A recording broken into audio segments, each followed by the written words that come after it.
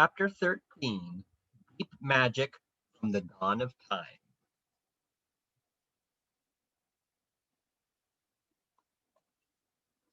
Now we must get back to Edmund. When he had been made to walk far further than he had ever known that anybody could walk, the witch at last halted in a dark valley all overshadowed with fir trees and yew trees. Edmund simply sank down and lay on his face, doing nothing at all, and not even caring what was going to happen next, provided they would let him lie still. He was too tired even to notice how hungry and thirsty he was. The witch and the dwarf were talking close beside him in low tones. "No," said the dwarf, "it is no use now, O Queen. They must have reached the stone table by now."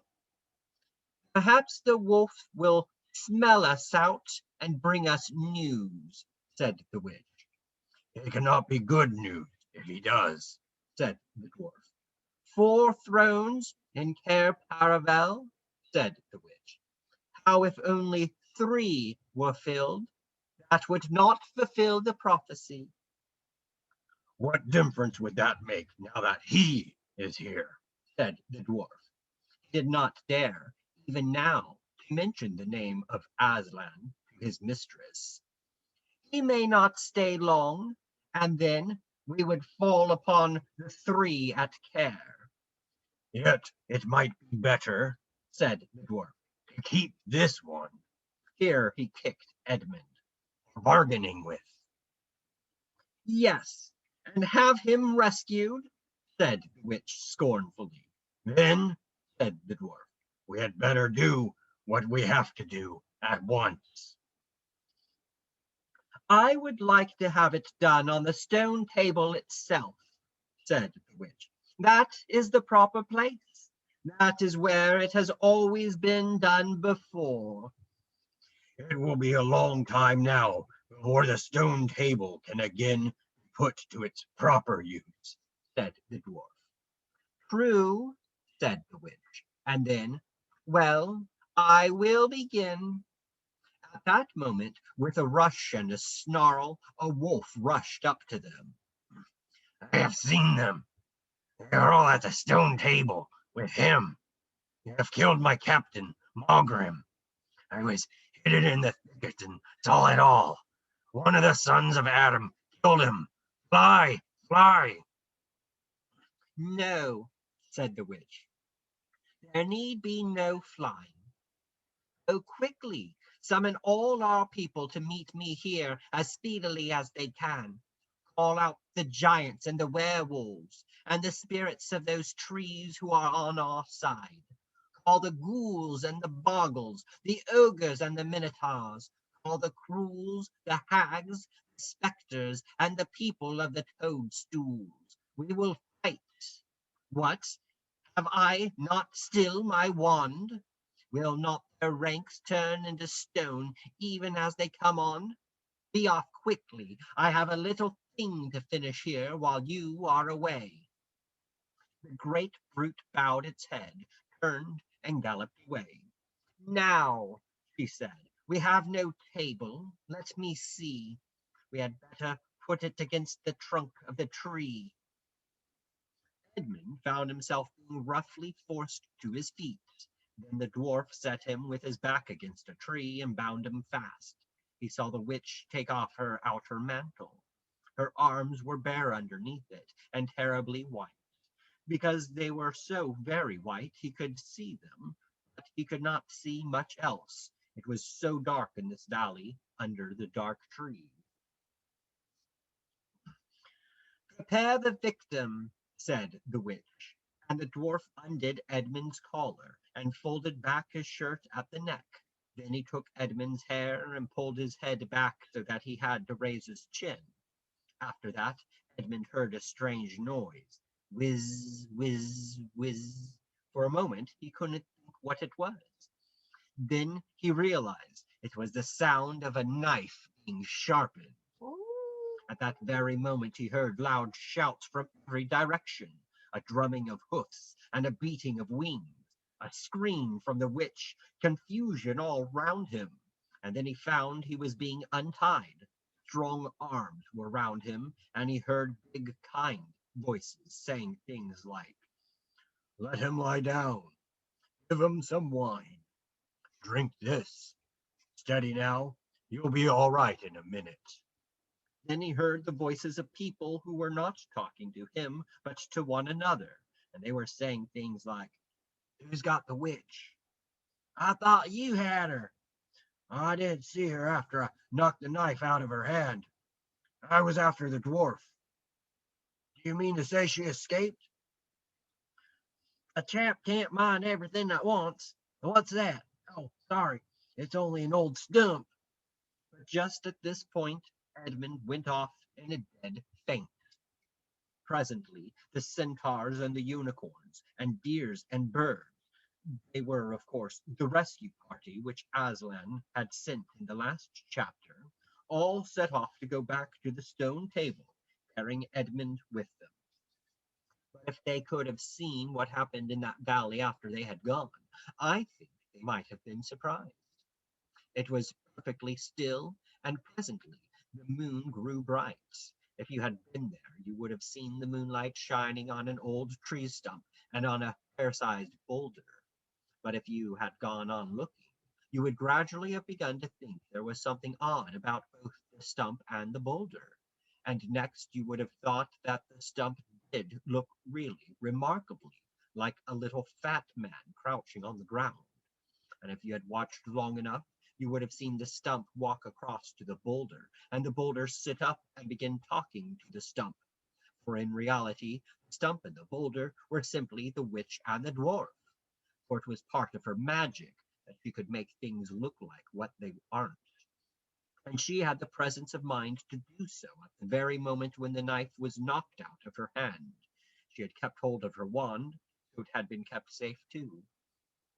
When the other children woke up the next morning, they had been sleeping on piles of cushions in the pavilion.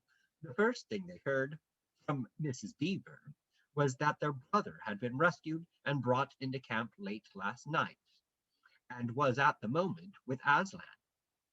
As soon as they had breakfasted, they all went out, and there they saw Aslan and Edmund walking together in the dewy grass, apart from the rest of the court.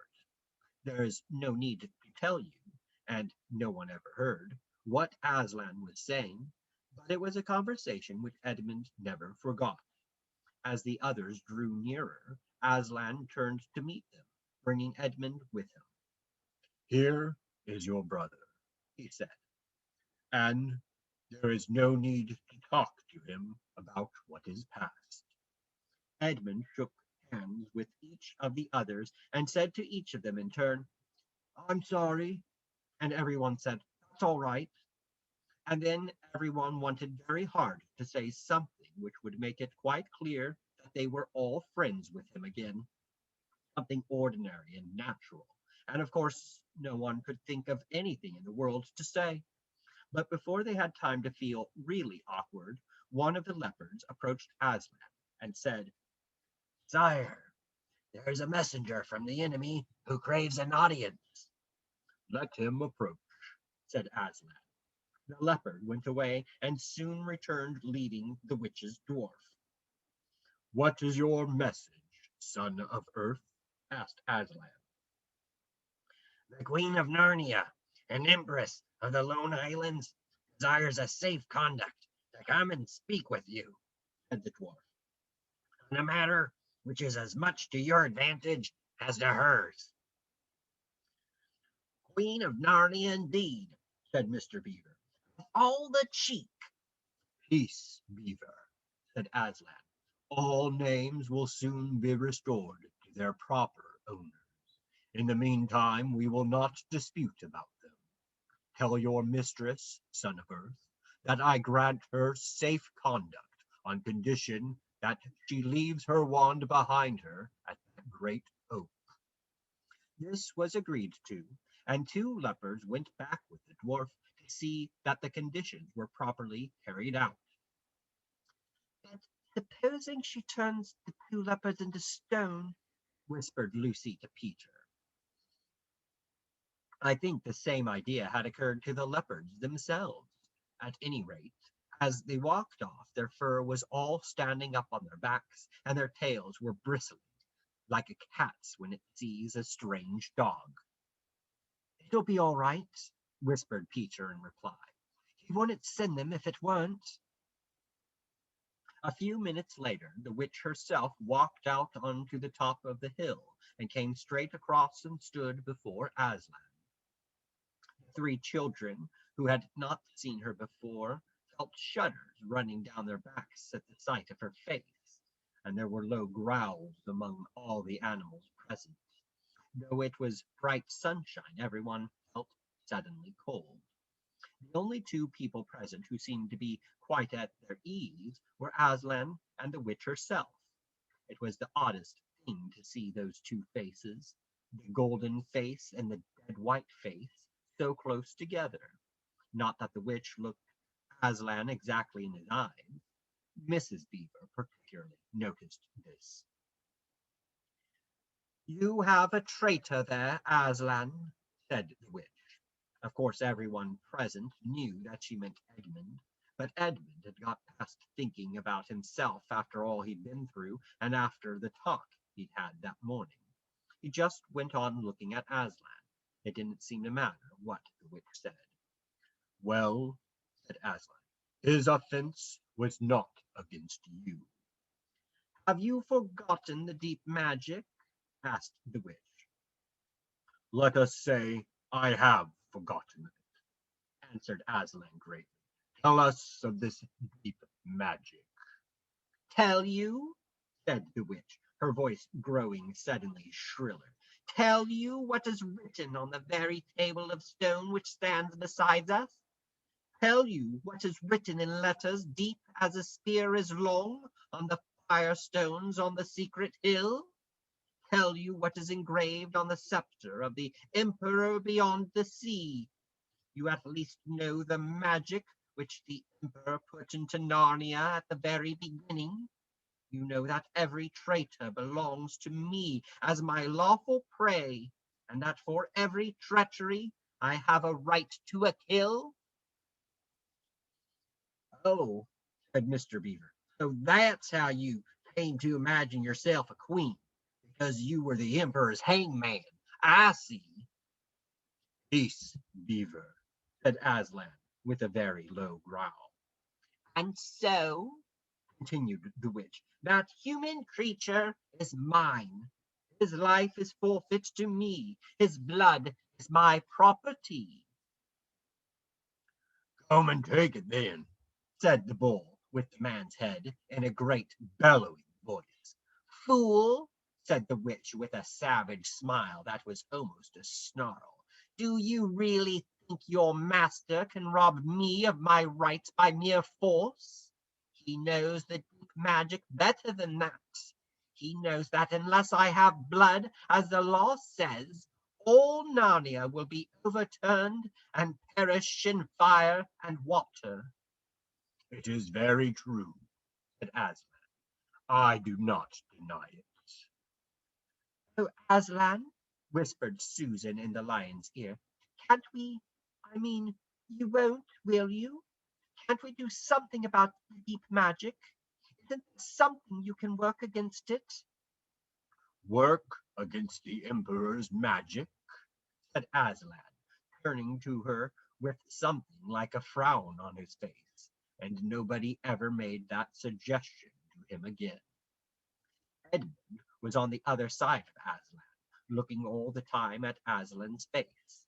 He felt a choking feeling, and wondered if he ought to say something, but a moment later he felt that he was not expected to do anything except to wait and do what he was told.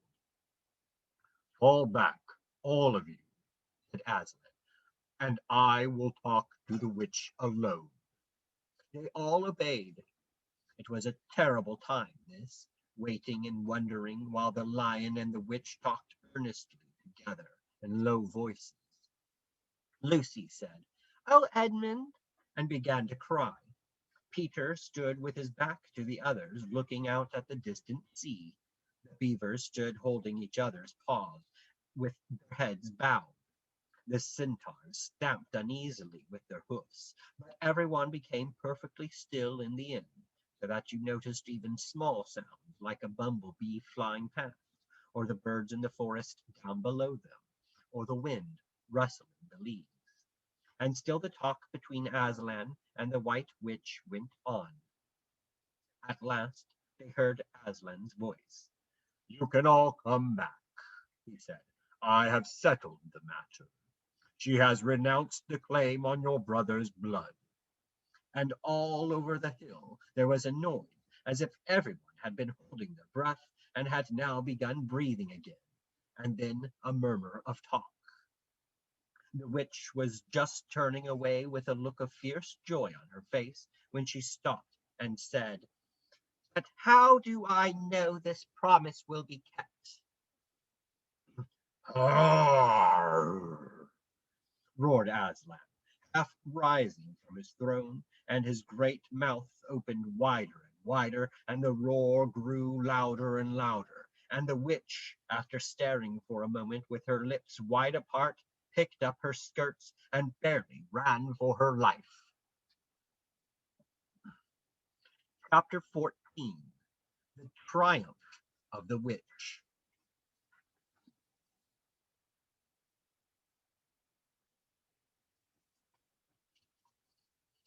As soon as the witch had gone, Aslan said, "We must move from this place at once. It will be wanted for other purposes. We shall encamp tonight at the fords of Baruna." Of course, everyone was dying to ask him how he had arranged matters with the witch, but his face was stern, and everyone's ears were still ringing with the sound of his roar, and so nobody dared. After a meal, which was taken in the open air on the hilltop, for the sun had got strong by now and dried the grass, they were busy for a while taking the pavilion down and packing things up. Before 2 o'clock, they were on the march and set off in a northeasterly direction, walking at an easy pace, for they had not far to go. During the first part of the journey, Aslan explained to Peter his plan of campaign. "As soon as she has finished her business in these parts," he said, "the witch and her crew will almost certainly fall back to her house and prepare for a siege. You may or may not be able to cut her off and prevent her from reaching it." He then went on to outline two plans of battle, one for fighting the witch and her people in the wood, and another for assaulting her castle. And all the time he was advising Peter how to conduct the operations, saying things like, "You must put your centaurs in such and such a place," or "You must post scouts to see that she doesn't do so and so," till at last Peter said, "But you will be there yourself, Aslan."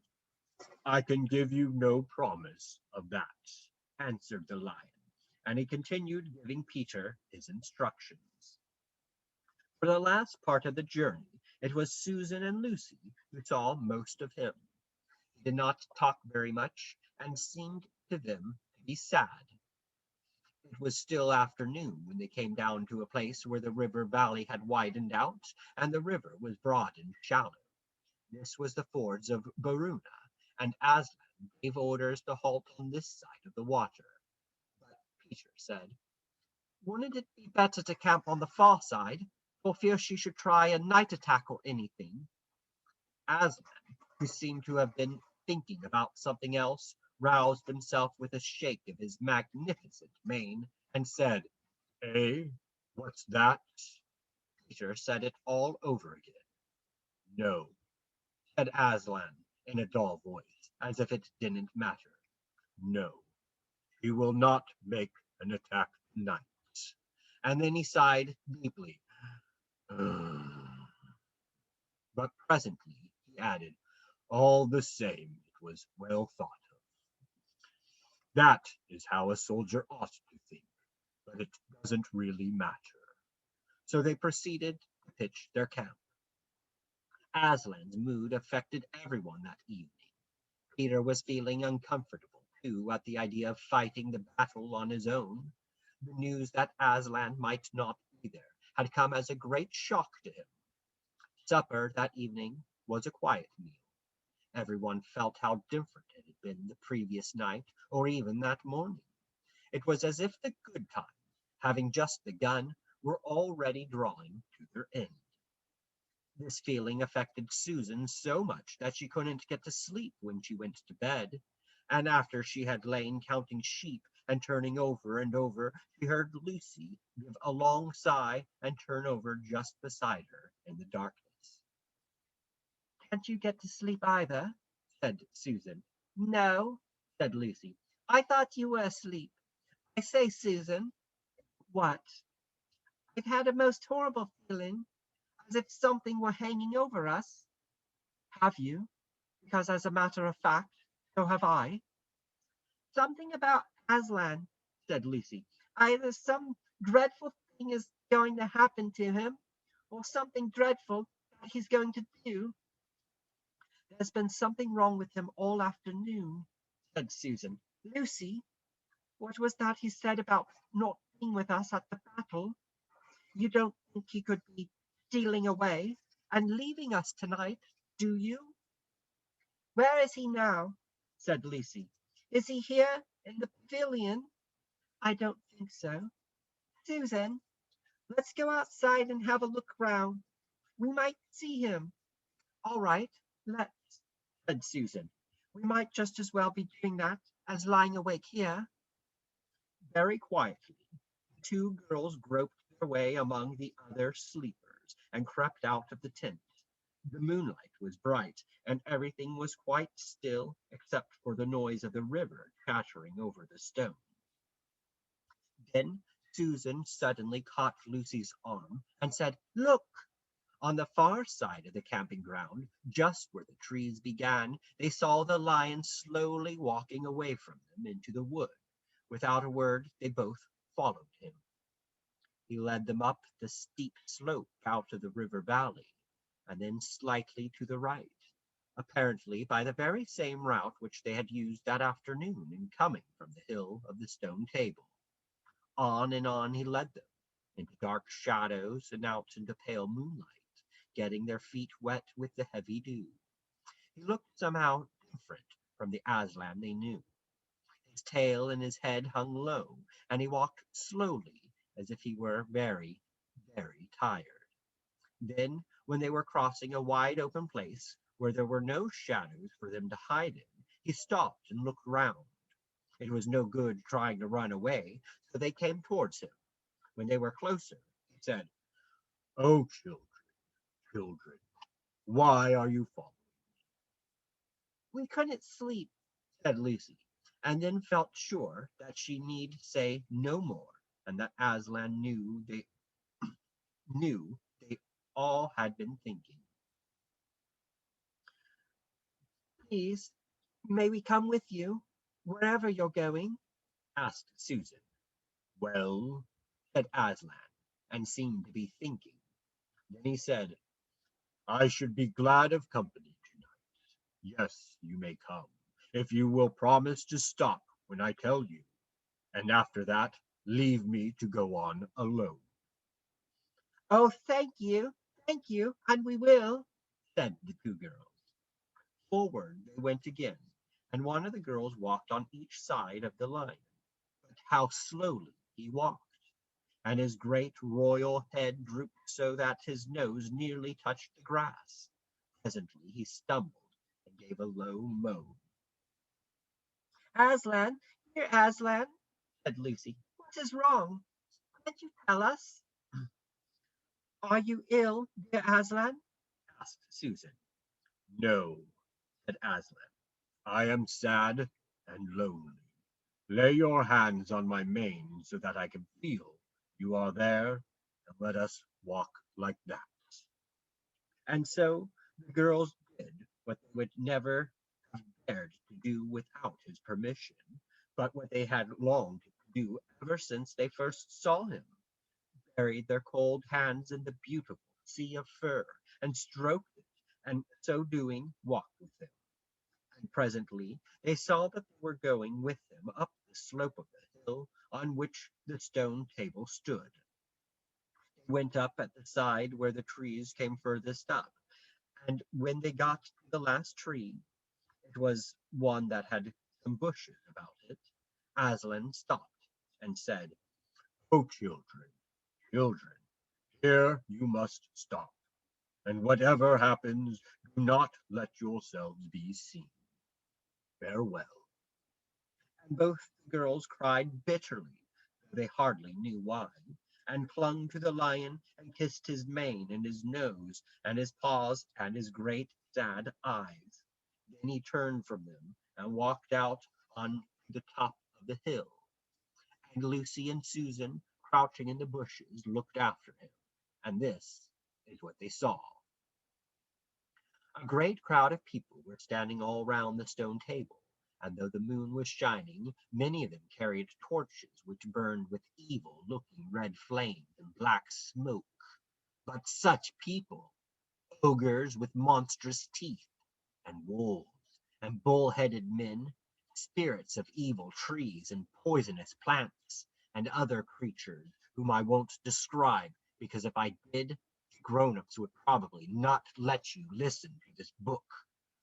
Cruels and hags and incubuses, wraiths, whores, afrits, sprites, orkneys, woozes, and etins.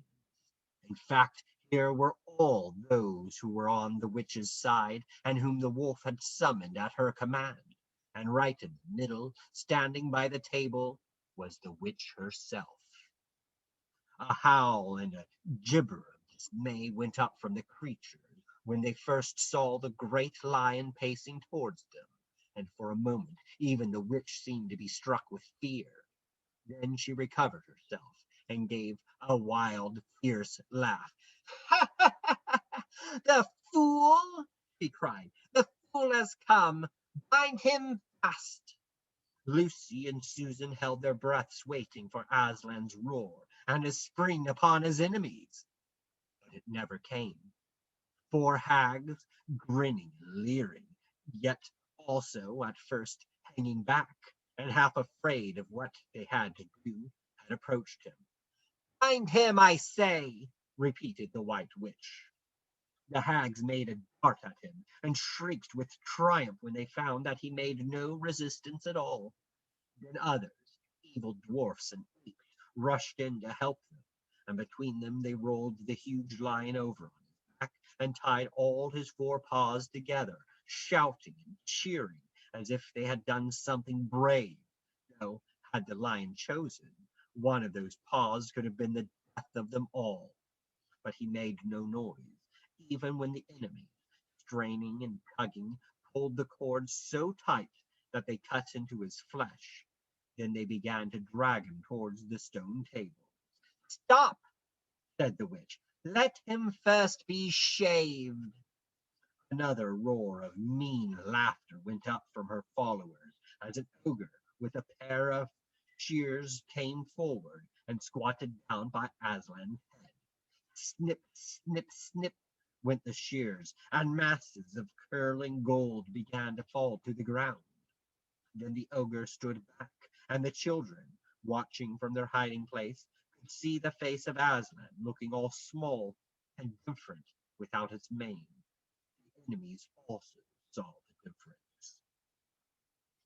"Why, he's only a great cat after all!" cried one.